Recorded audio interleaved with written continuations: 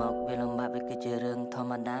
20,000 នាក់នៅក្នុងនោះមានខ្ញុំដែរណានេះគឺជាព្រំលិខិតមិនអាចប្រឆាំងនឹងទេវតាបាដាយ៉ារកោក្រក់ឡើងប្រឆាំងព្រះវាសនាខ្ញុំកំព្រាមិនដឹងឪពុកមិនដែរនៅទីណាហើយវេទនាមិនអាចទៅរៀនអក្សរនៅសាលាគ្រាន់តែដឹងតែពេលនេះខ្ញុំជាក្មេងបាបសាអង្គុយសម័យពីអនាគតថ្ងៃមុខនឹងទៅជាយ៉ាងណា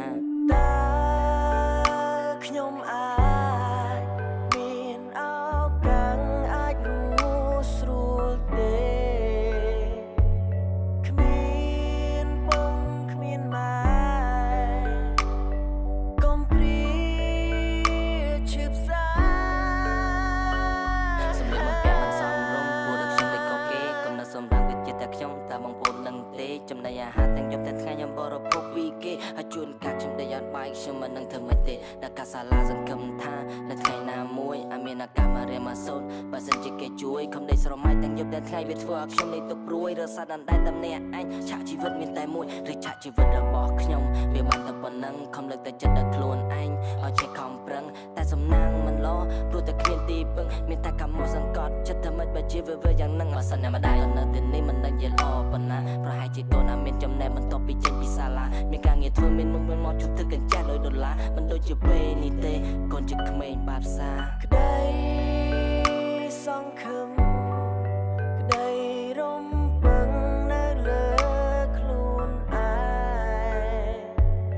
វល់ដូចផ្សាយគ្មានអ្នកអើពើ